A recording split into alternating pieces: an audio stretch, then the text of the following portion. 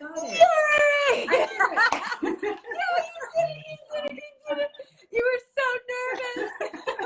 You're like, if anything can go wrong, it's going to be the technical part. That's always what happens. You're so beautiful. I can't believe I'm actually seeing you right now. I'm so happy to see your beautiful face and smile. I just, beside myself. I've been immersed in Michelle Rodriguez for the last week. I'm like diving down the Michelle Rodriguez rabbit hole because I haven't seen you in so long. And I'm like, I need to absorb everything that this amazing woman has been doing. Yay, you're here. Is Adolfo on with us too? I just saw Emerald PT come on. Well, that was a mistake as I went to click in. The entire account switched to Emerald PT, and I thought, oh no. You're like, oh no, that's not what I'm supposed to do. But somehow I managed to fix it. So. All right, well, good. Well, you're here on both accounts, so this is great. And we start to see, because I have you on your MPG1 Wellness. Right. That's what you join with. Okay, perfect. Okay, perfect. All right, so I am just beside myself, super excited. So I just wanted to welcome everyone. And actually, this is week 7 for me. So I have a group. Oh, you're here. There he is. Your husband's on. And my mom joined after him. Go figure. Family support. Family support.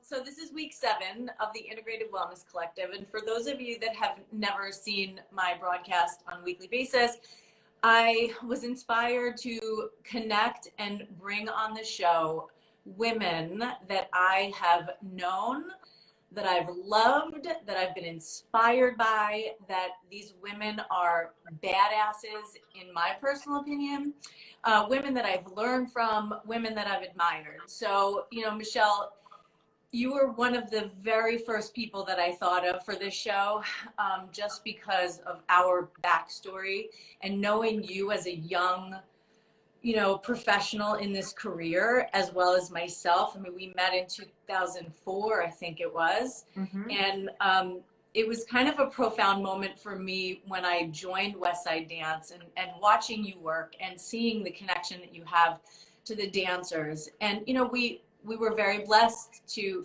for me particularly, I feel I was blessed to have met Marika Molnar, who started Westside Dance. And, you know, if it wasn't for that moment, I wouldn't know you. And I think it was just such a blessing and a perfect timing in my life, because that kind of brought me into the whole dance world. And that's where, you know, you reside and you're the queen. And it's just been amazing to watch you grow. So I just want to tell everyone a little bit about you, and please, if I'm wrong with anything, interrupt me, but like, I just want to have this platform to just allow you to shine, because I just admire the crap out of you. So everyone, Michelle is a physical therapist. She's been working in PT for over 20 years now, right? Has it been over 20? I know. It's a little years. Yeah, kind of crazy. And I'm like, how old are we right now? She's an amazing wife. She's the mother of 2, and she has a phenomenal practice for herself in New York City. It is Manhattan Physio Group, right? Manhattan Physio Group Wellness. Yeah. Kind of more names. Okay. You have an acupuncturist, gyrotonics, nutritionist. You make orthotics. She is known as, from what I remember reading, that you are known to be the PT to ballet elite. I love that saying. And Michelle is a master at manual therapy. She, you've seen her off stage, off screen, but my girl also was on screen with Natalie Portman in Black Swan. And don't you blush, because it was an awesome scene. Go watch it and you'll be like, I know that girl. She's doing physical therapy on Natalie Portman. She traveled with New York City Ballet. I remember the stories when you got back from Japan. You didn't eat for like 4 weeks because you couldn't handle the food. I remember that story like it was yesterday. And, you know, you've worked with these prestigious dance companies, and you've really curated your career to work with these professional dancers. And I think it's just so insightful for just to talk to you today about this, because I think in a culture that we live in that is so focused on athletes and their careers, that so many people forget that the dancer is also considered an athlete. At least that's what we've experienced in our career with them. And I think there's such a bias and such a disconnect between how much athletes get paid versus how much the dancer doesn't get paid, right? Even you look at like your Broadway musical theater people, 8 shows a week, what they go through, losing their jobs if a show closes.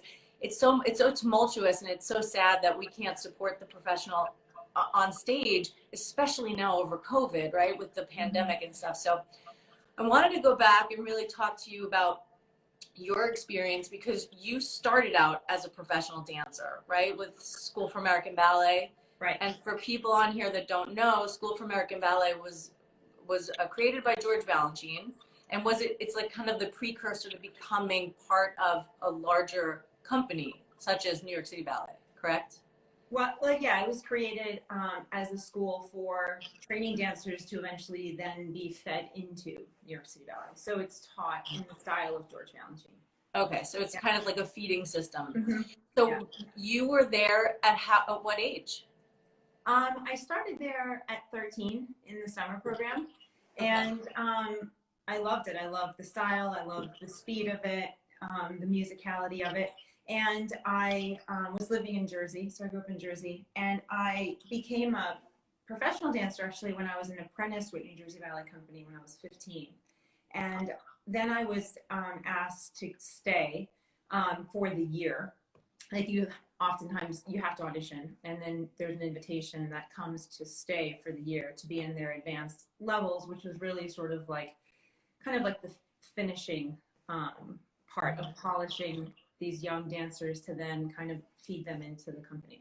So I was asked to stay when I was 16, and so I then went to school here in the city at Professional Children's School, and was at School of American Ballet. I was very fortunate. I think by my senior year of high school, I kind of reached this point that was very fulfilling at such a young age, because I was able to perform with New York City Ballet as a student in the advanced level for Balanchine's 10-year anniversary. So I got to dance one of my all-time absolute favorite ballets, Masterpiece Serenade, that Balanchine actually originally choreographed on the school. And so some of us from the school, were invited to dance and perform at this festival. So wow, that must have been an incredible experience. That was pretty amazing. So then, like, how do you segue from doing that to where you are now, that, you know, that professional dance career? What happened, and how did you wind up being and becoming who you are now? Well, interestingly enough, I always kind of had aspirations of wanting to be a professional ballerina and an orthopedic surgeon at the same time. That's a good aspiration. Why not? Aspirations. It's pretty hard to do both at the same time and do them both well. So, but I also always loved to use my hands. So when I lived in the dorms, everybody used to come to me for calf massages. And it's funny because friends of mine that continued on dancing, and I obviously went to school and then came back to the dance world. They're like, oh, I remember you used to massage my calves, you know, when we were like 16, 17 years old. And as much as, you know, I obviously, as you said, accredit Marika for you and I getting to meet, but she also really inspired me to actually do what I do, because through the education department and, like, you know, minor like tendonitis injuries here and there, I experienced physical therapy from a kind of manual perspective, as well as a dance medicine focus. And I thought, oh wow, like this is really cool. I could be a healthcare professional. I'm in the world of orthopedics. I'm still in the world of dance. I can use my hands. I don't necessarily have to be in the OR for 14 hours, 3 days a week or something. My life might be a little bit more balanced, if, you know. So I was very much inspired to go into this profession. Actually, as I was leaving the dance world, I kind of was like, no, I think this is really what I want to do. Mm-hmm. Mm-hmm. And to be able to come back to the dance world, because especially New York City Ballet or the School of American Ballet, because I know the rep.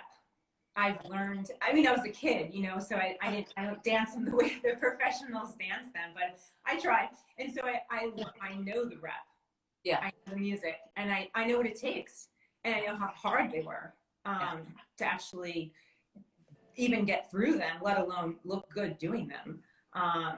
Yeah, I think one of the things too, as a practitioner that works with dancers, you know, by knowing the rep and by being able to speak their language, right? I mean, they can really connect with you so that you speak what they're speaking.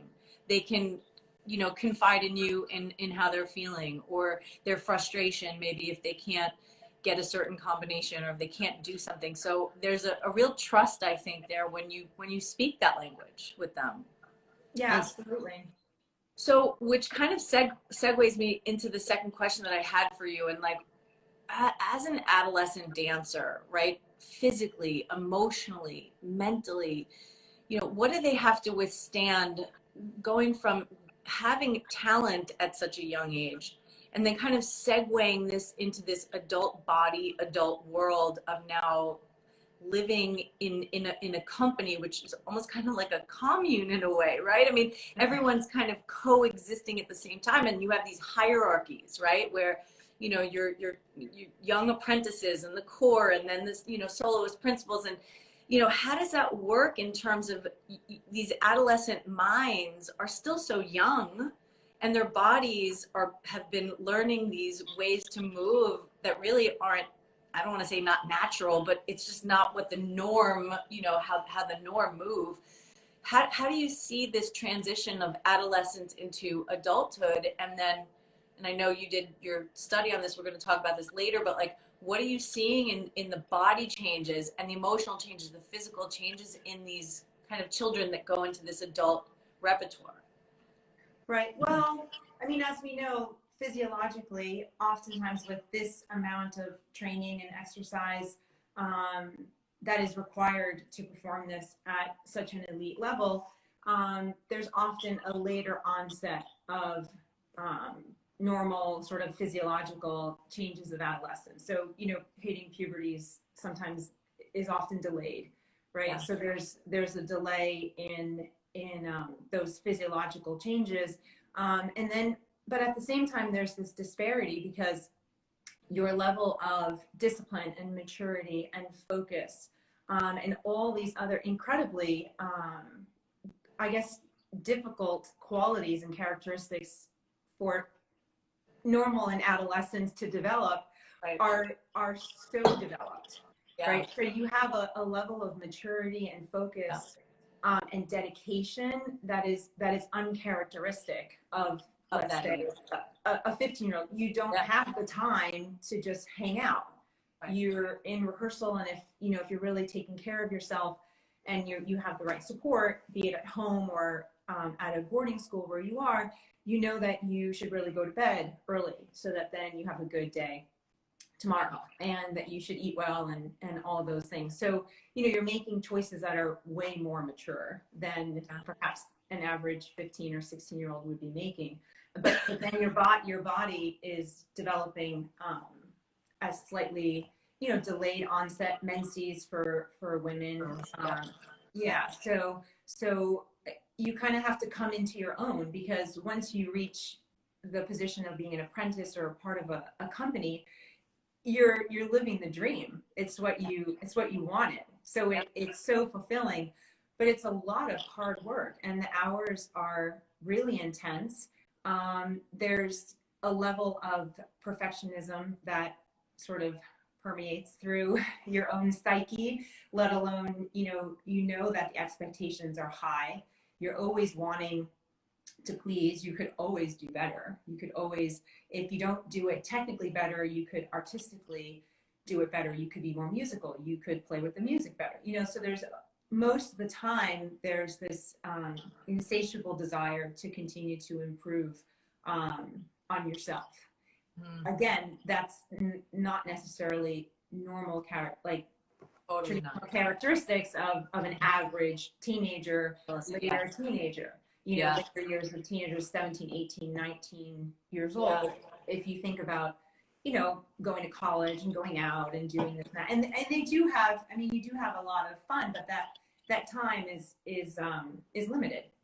Yeah. When I had my practice in New York City, you know, pre-COVID. And I would treat, you know, some of the kids that were going to school, you know, in ballet school, and I would just always be amazed at their maturity level. But then also there would always be this kind of underlying, you know, kid-like quality about them.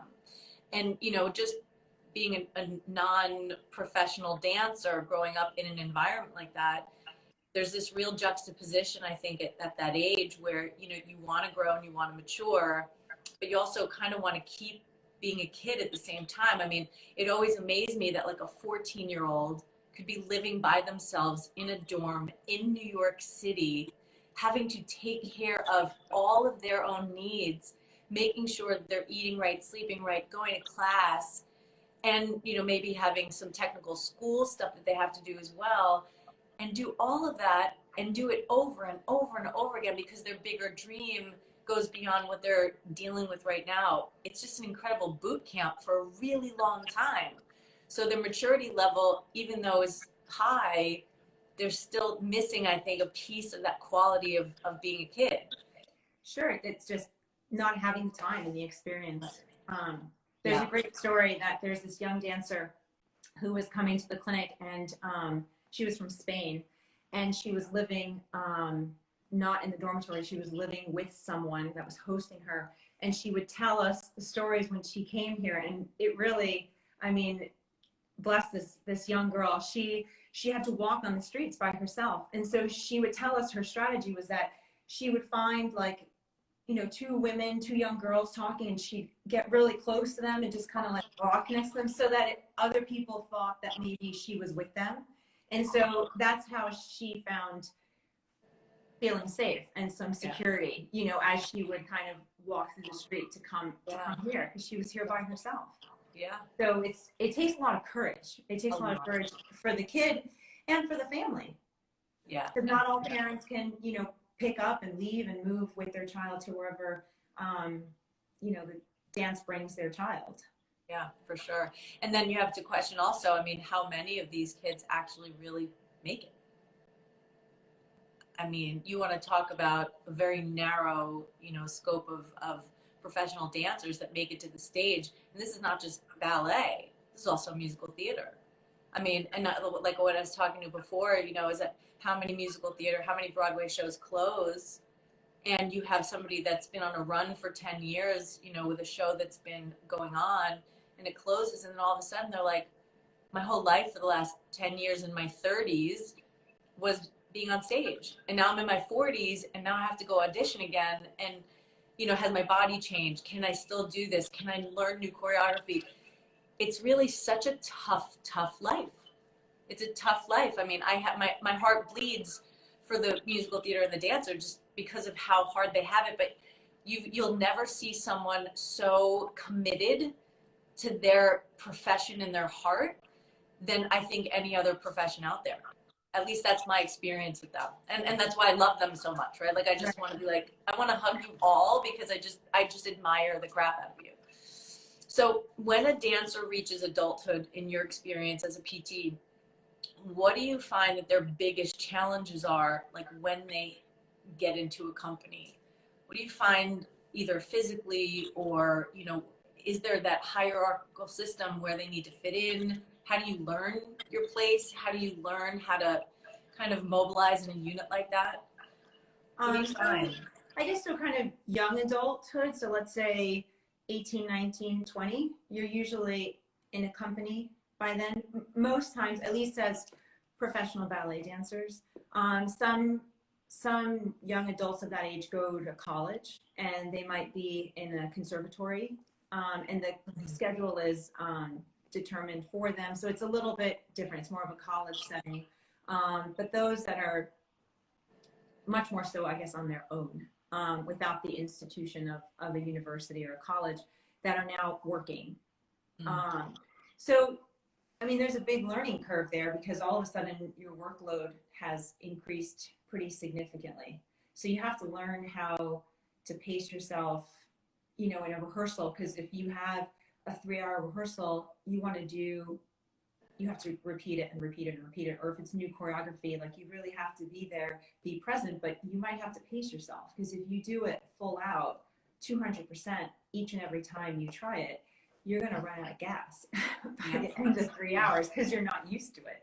I mean, eventually you might get there, but so part of that is them knowing how to pace themselves, knowing how to take the breaks that are given to them and what to do, what their body needs. So they're getting to understand their own body and how it starts to respond to this new level of increased stress. Stress, not only you now have a job, so that kind of stress, and then the physical stress of I don't want to get injured and I want to do the show, and so you have to learn how to pace yourself and how to start to build up the stamina. Yeah, I mean, it's really insightful for these kids, to be able to do this. So it's like I look at myself at 48 sometimes and I'm complaining about something. I'm like, some people have it way harder than I do in their professions. They've got to do what they do.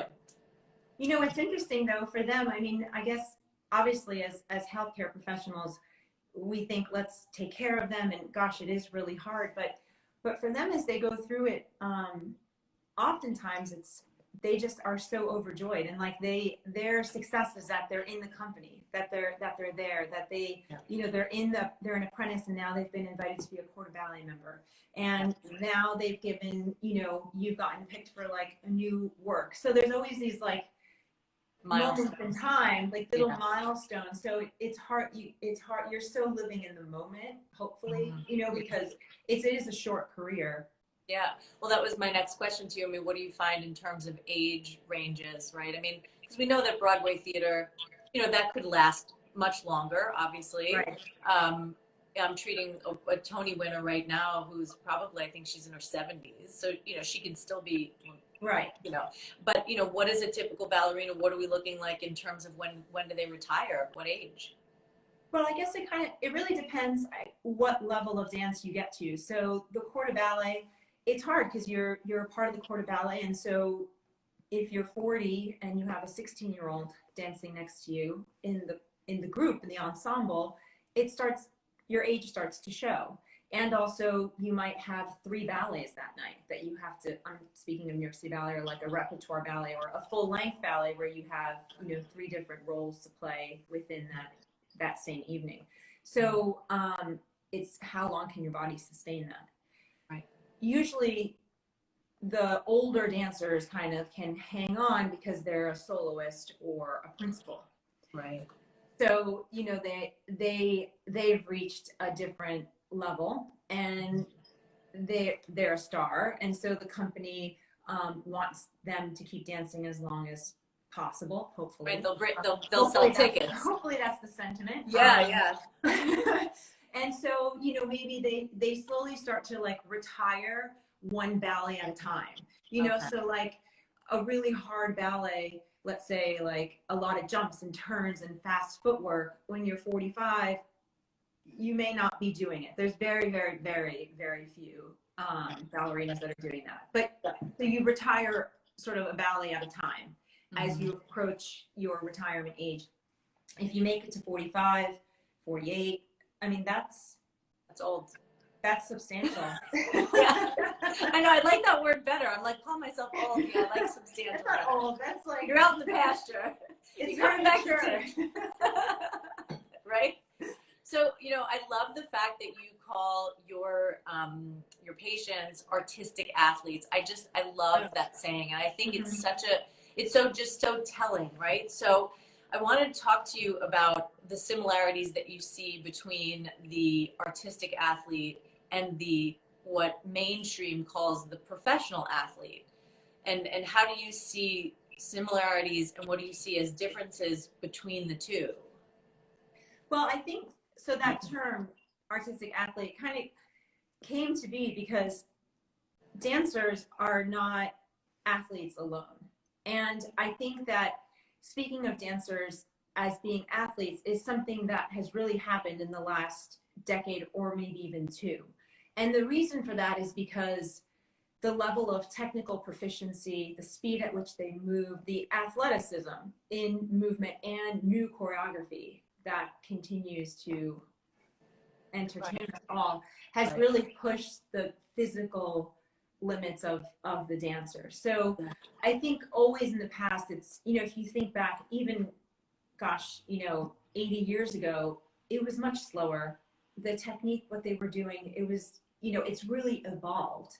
So I do feel that there is a significant level of athleticism for women and men, not only in ballet, contemporary ballet, in modern, you know, that I feel like it's time to call their artists and their athletes. And one of the hugest differences is that it matters what they look like when they're doing their, so, you know, they're not grunting out loud. They're not grimacing when something's hard. You know, a male dancer is like, you know, as he's trying to lift the ballerina up over his head. So there's such artistry and musicality that goes into it.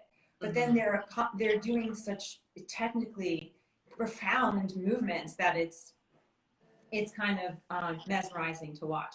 So in that category, you know, and also the level of dance now, there's dance competitions. So there's a little bit more of a competitive, you know, for the last at least 20 years, there's been dance competitions and then some. So there is there's competitions where they're graded on artistry and then proficiency technically. And so what's most analogous to that would be, you know, figure skating or gymnastics. So you have these, you know, athletes that are artistic athletes. And so I feel that dancers belong in that category. And so one of the similarities is the level of training and dedication that goes into all of, you know, for all of them. However, dancers don't really, they don't really have much time off. So like in the concept of like training, so when we train somebody, you think of like periodization. So what is their year going to look like? How are we going to plan preseason, in-season, post-season recovery, like off-season, and then get them back going as the season ramps up again? Dancers do have seasons. So they're in performance season, or they're in a rehearsal period leading up to a performance season, and then they go on to do a gig, or this is not when COVID is upon us, but like they go on to do a gig and they travel. And so they're always looking to work when their time off.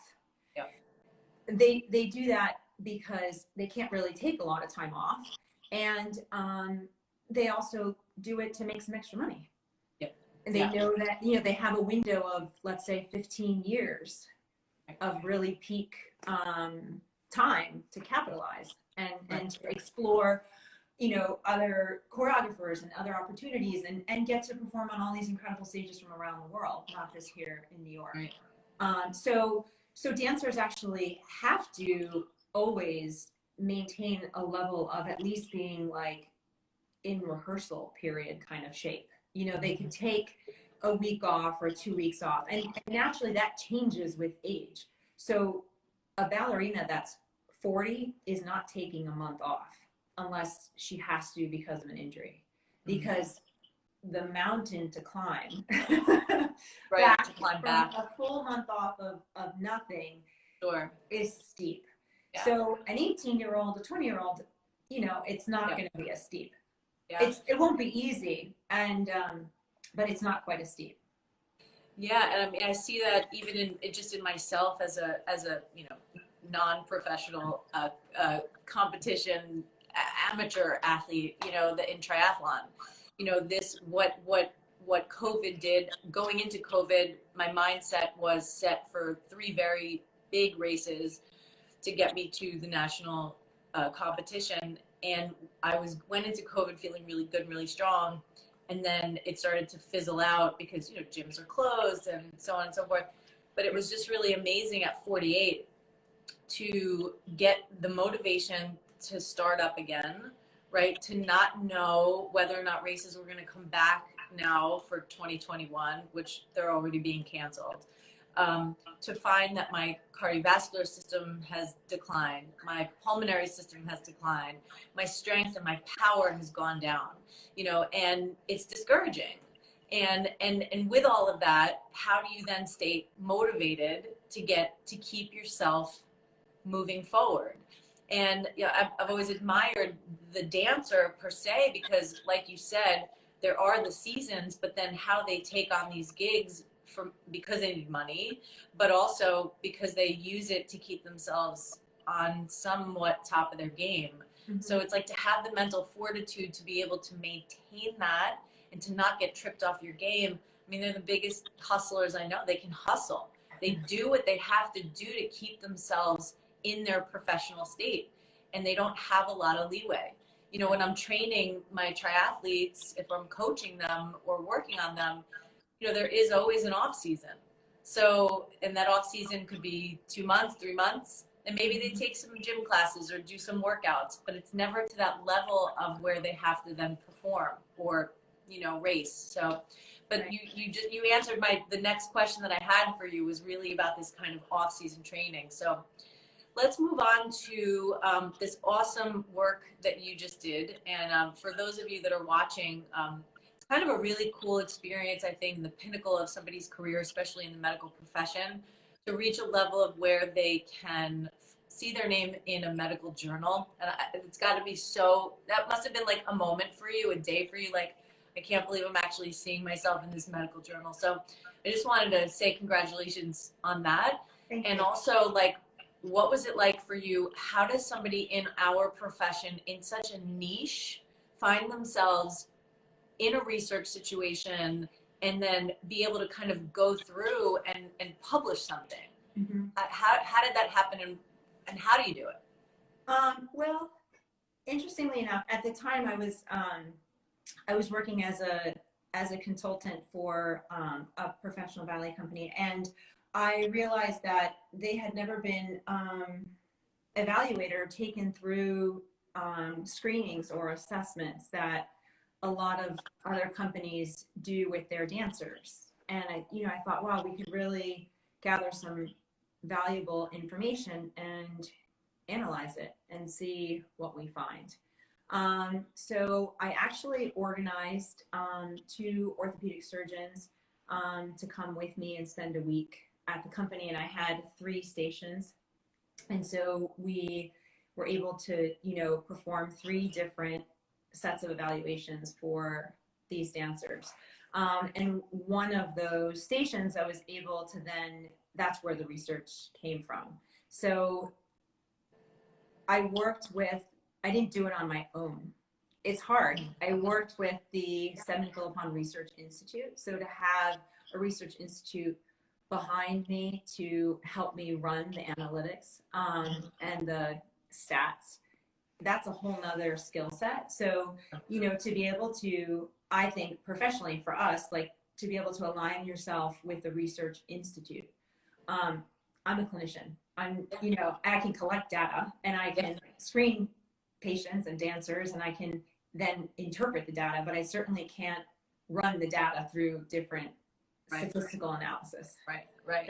That's certainly not what I do. So knowing what you do and knowing what you do well, and then finding other people that do all those other parts way better than we do, is always a good strategy. So I was very fortunate to be able to have the support of the Center for Philippon Research Institute, and so they ran the data and we came up with we found what we found, and we were able to then write it and put it. So yes, I was part of I wrote the paper, and then we had it published in the Journal of Dance Medicine and Science, which was great. So yes, it was great. And actually I feel that I spend most of my time really as a clinician and really with patients. That's really my passion. And as my career continues to develop and unfold, there's so much that I would love to be able to contribute to in the literature, where we see it all the time. We see that clinically it works. It works with patients.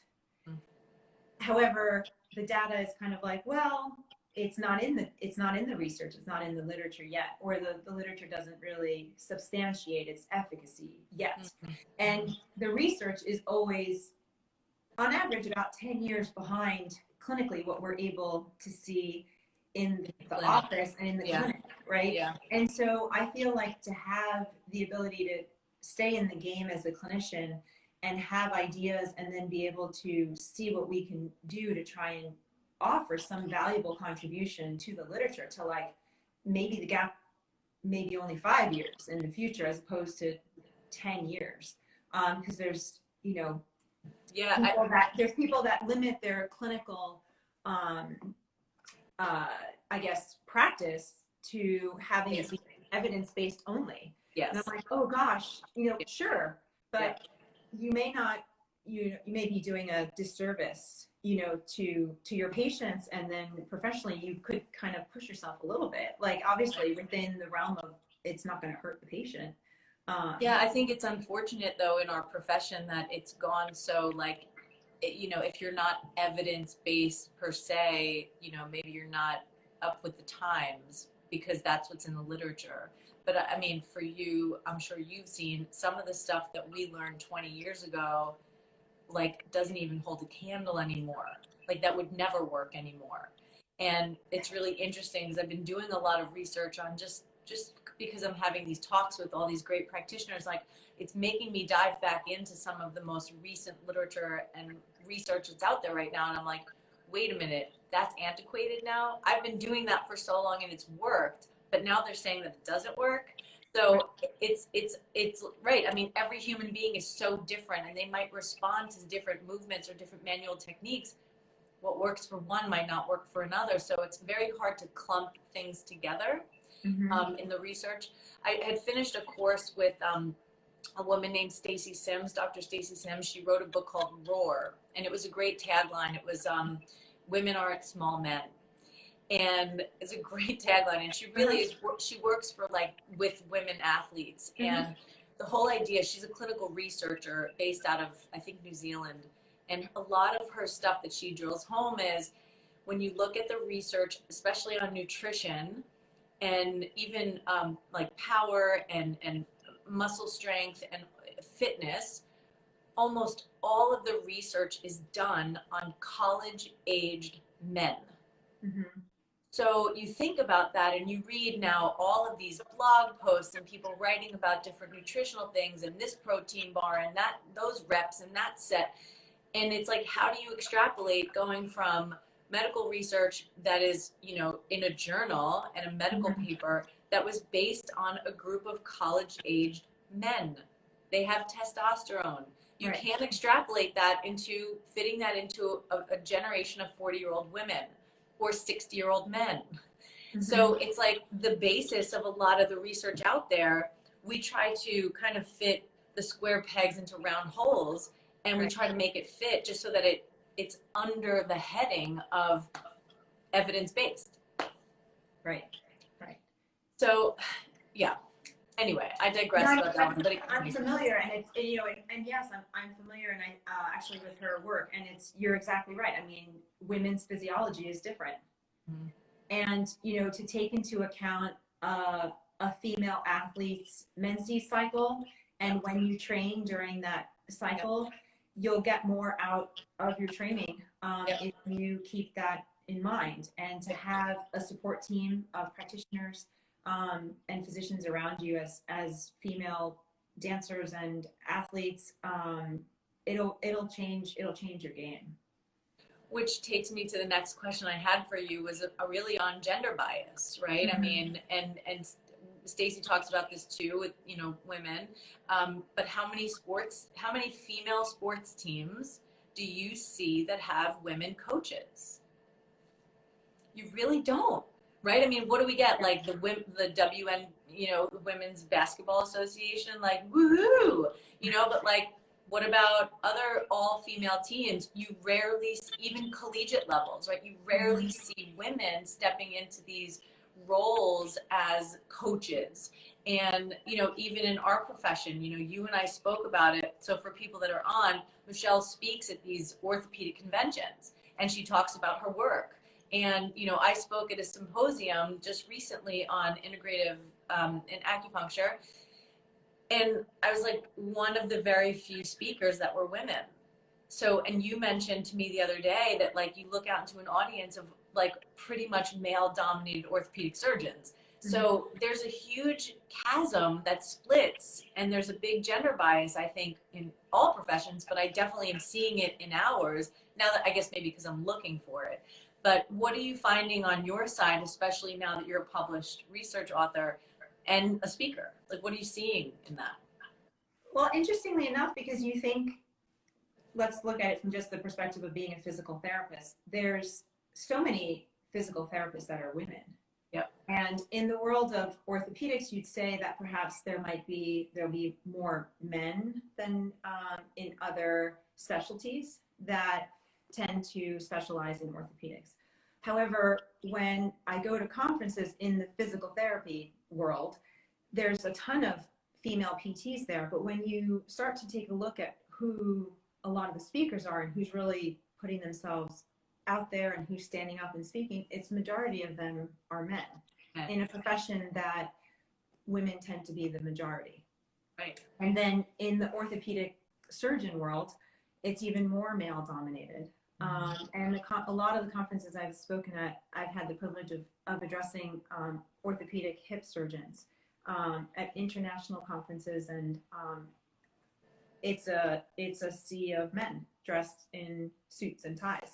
And I've been the only female speaker a number of times and the only physical therapist, which is an honor to be invited to be able to start to have surgeons and doctors think about what happens beyond their surgery and how important putting the right team together for the patient will not only help the patient have the best outcomes, but the surgery will be a success as well. So, but yes, it's challenging. It's challenging. And honestly, I'm coming more and more into my own. I've never been the person that's like, does anybody have anything to say? I was not that person that was like, can I have the mic? I'd like to stand up and say something. And so when I go to these conferences, I'm like, okay, I belong here. I have something to say. Like my internal dialogue as I look around, I'm like, okay, here we go. Yeah. So, and it's interesting because a female orthopedic surgeon that I work closely with here in the city, after my first time speaking at the Vail Hip Symposium, she called me because her husband's a hip surgeon. And so she called me and she said, hey, I hear you did a great job. And I was like, oh, wow, thanks so much. And so that was the word on the street. And then she said to me, she goes, that's not easy to do, because she goes to the conferences and she's a foot and ankle surgeon. She goes, that's not easy to do. It's really hard to stand up there and like address an audience like that. Mm-hmm. And I was kind of happy to, I guess, not let that consume me when I had these opportunities. So, yeah, I mean, kudos to you in a gender biased world, in a world that we are trying to fight gender bias issues, especially now more than ever. I think it's so wonderful to see women that have the guts and the knowingness, really, to know that you belong there, and it's a hard thing, because I think from just maybe an epigenetic thing, or what we've gone through as women in general, as our sex, and as we have progressed. You even said to me about raising your children, right? Like, your daughter is very different than your son, and your son has this like thing about him that's just like, I'm good. Yeah. And that's amazing. In my very small sample at home, sample size of a daughter and a son, my daughter is kind of what we would say much more kind of a female energy of like, oh, I think I could do this better. I think I could do that better. Or maybe I should do this, or maybe I should do that. Confident and courageous, but very self-reflective and constantly wanting to do better. And then my son, it's a complicated puzzle. I show him how to do the puzzle. I do it with him once. He does it once with a little less help. The third time around, I kind of lay the pieces out and he puts it together and he goes, I'm so good at this, Mommy. I'm like, good. Okay. Yeah. Okay. Like, and he's like 3, owning it. I'm so good at this. I'm like, I kind of helped you a little bit, but that's cool. Yeah. Is it a cultural thing? Is it a genetic thing? I don't know, but you know, it's just really raising the bar, and, you know, what you're doing out there for women just in general in our profession, in the small niche that we're in, you know, because how many men do you find that actually wind up in dance medicine? Probably not many as physical therapists, right? There's a number of them, and a lot of times it's a similar segue. You know, they've been dancers themselves, or, you know, on Broadway, or performing artists, or gymnasts, and so, you know, the interest is there within those disciplines. And some people, I guess more in the medical world, are just fascinated, because one thing that I can, you know, really attest to as far as having the privilege to work with these dancers is that it's made me a better therapist. I don't know if that's how you feel, because to work with somebody who knows their body so well, and who's like, no, you didn't get it. You didn't get it all the way. Like, I still feel this, or I still feel that. And I'm like, okay, I didn't get it. Well, let's see. What did I get? And so the desire, it brought out that desire and curiosity in me to like, let's take it to like the nth degree, so that we can really get you back in the studio and back on stage, because they can tell you, you know, a woman on point in her point shoe, it's like, I can't get all the way over. I can't, like, is it my midfoot that's stuck? Is it my heel? It's my talus. I don't know, my this. And they'll tell you. So if you're a good listener as a clinician, they'll totally cue you in, so then you can get to work to try and problem solve really what's going on. I always look to that feedback from them to then improve my own skills, to make sure that, you know, I wanted to do a good job, and I wanted to, you know, help them as best as I could. So I really attribute my experience working with dancers to really helping me develop my skills and expertise as a clinician, as a manual therapist especially. And then coming up with, you know, exercises to retrain and motor control and strengthening and all that kind of stuff. So you get to be creative. I think for me, the hardest type of patient to treat is the one that's completely disconnected from their body. So they come in and they're like, well, yeah, it hurts. Okay, where? I don't know, here. You know, and it's like, okay, and now you're kind of just this FBI agent trying to like figure things out. Whereas you get the dancer or the athlete that really knows their body so well, and they kind of bound in. They're like, yeah, my right QL is just totally too tight. I'm like, okay, great. You get them on the table, and it's like you treat them in 5 minutes, and they're like, okay, thanks. I'm going out on stage. I'm going out on the field. This is great. So it's hard, but it definitely, I have to agree with you. It makes you a much, much, much better clinician, for sure. Yeah. So I want to kind of end with this question for you, in that if you were to, you know, talk to a young dancer or advise a young dancer, like, what are some of the things that you would say to them? What are some of the things that you, if you look back at yourself as being a young dancer or treating a young dancer, what are some of the things that you think they need to grow into a professional that's, you know, going to stay healthy and be part of that profession for a long time? I'm lucky. I get to treat a lot of kind of teenage dancers, young women. I love treating teenagers. I love them. And they're so impressionable. Yep. So one thing for sure that I always say is that, you know, your body is your instrument, and you may feel invincible now as a 16-year-old, 17-year-old, 18-year-old. However, how you take care of yourself now and the choices you make now will really set you up for your future and the kind of career you're hopefully going to get to have and enjoy. So it's really important that if something's hurting you, don't be afraid. You don't have to necessarily tell the administration of the school, but like, know that you have somewhere to go that's a healthcare professional, or somebody that you can say, hey, this is hurting me. I really don't want to miss this show. You know, I want to catch it early. So it's so important to, like, when, for example, you know, the top of a young dancer's foot is hurting them, it's so much easier to catch like a pre kind of stress reaction type of pain that before they it turns into a experiencing fracture. before it's a full-blown stress fracture. Yeah. And you're like, oh no, if you had come when your foot felt really tight and your ankle was jammed and like you started having some pain, like we could have maybe dodged this. So I try and educate them so that they, come in and get help and get advice and get treated, so that there's, I guess they have the knowledge to understand how to interpret what their body is telling them.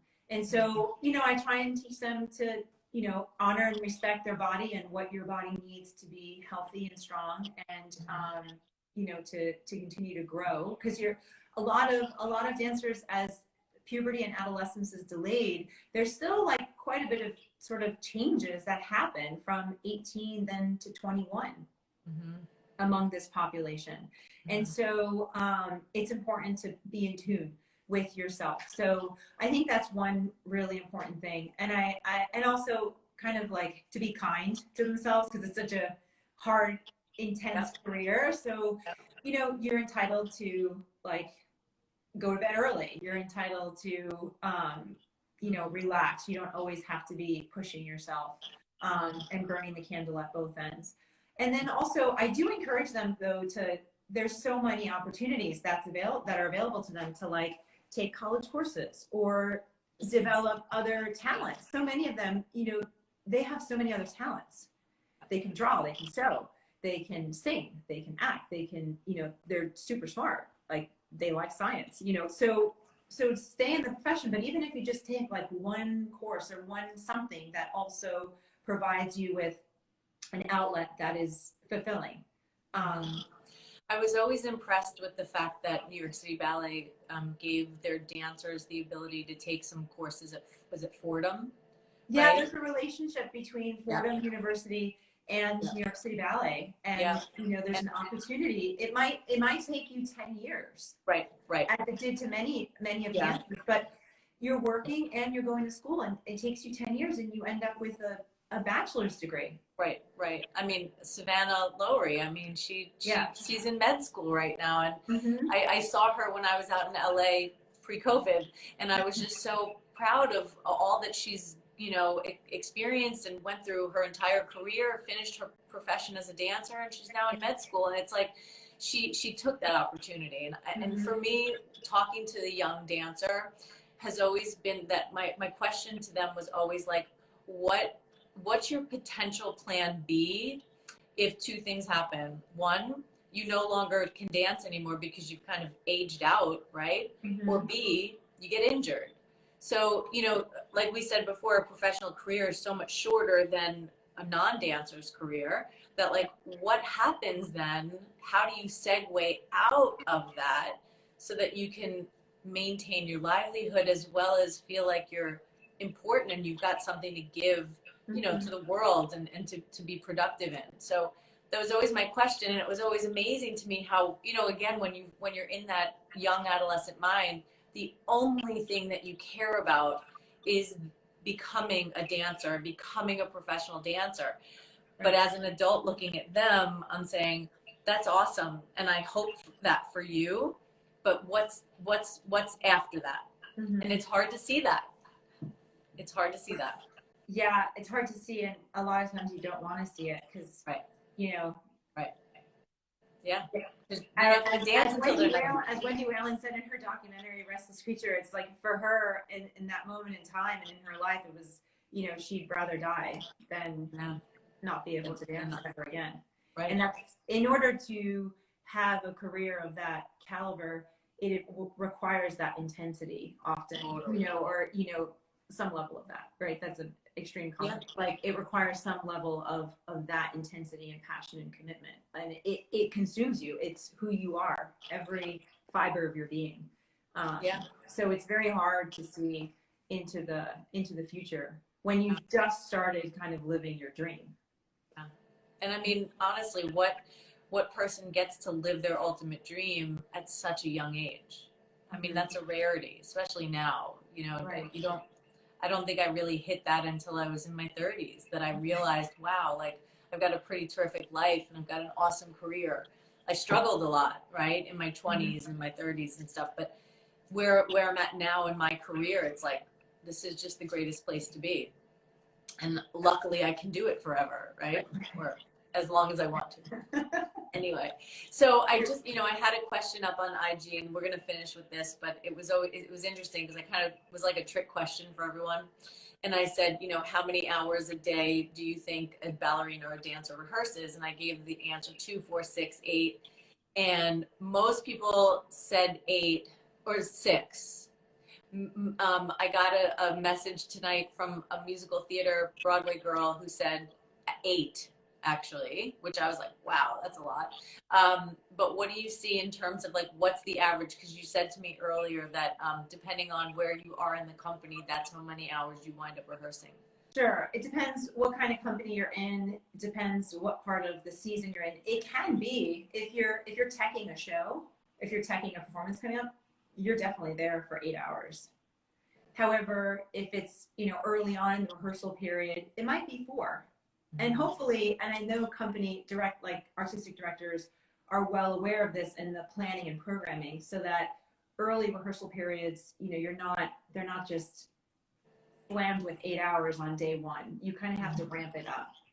So on average, though, I would say it's 6 hours for a ballet company, because you normally would have class from like 10:30 to 12. You might have a 2 to 2.5 or 3 hour rehearsal, then you have a break, and then you might have another 2 to 3 hour rehearsal. So 5 to 6 hours. But there are those 7-hour days of rehearsal in addition to class. Right. And sometimes, I do remember this even from, as a PT, but friends of mine that went on to continue to have amazing dance careers, they would rehearse from like 12 to 7 and have 30 minutes to leave to then be back to sign in at 7:30, and they had a show at 8. Wow. And then they didn't get off stage till, on and off, 1 or 2 ballets that night. So that does happen. So, yeah. All right. So if there are people on here that want to find you, or that have, people that they know that need a dance or PT, where do they find you? So MPG One Wellness is our website. So www.mpg1wellness.com. You can also look at our CBD products, which help these dancers in their recovery. Yep. And that is www.mpgessentials.com. And I've created a special performance formula with the chemist to be able to, with essential oils, which I know you know a lot about, with CBD. And so you can find me on both of those websites. We really created that sister company in order to be able to further help and enhance the work that we do with our patients. We stand by the quality of it and the efficacy of it. And 10% of our product sales are donated to a charity. So it's our way of at least giving back to the community. But that's amazing. I love it. And where do you source the CBD from? Does it come out from Colorado or? From Colorado. From Colorado. That's great. Yeah. Awesome. It's really good quality. So. You need to send me some. I'm going to send you my little care package. I'll totally check it out. Yeah. I love it. All right. So Michelle, thank you so much. And somebody just wrote, definitely find Michelle. Aid your body needs help. Yes. Find Michelle if you're in New York City. Michelle, thank you so much. Love to you. Love to your family. I'm so proud of your successes. I think you're just so awesome, and I just love you to pieces. So thank you so much. Love you too. Thank you. So good to see you. Bye, everyone. Bye. Everyone, stay till next week, please. I have another awesome speaker coming on. And integrate health, embrace your wellness, and join the collective next week. Mwah. Bye, sweetheart. Bye.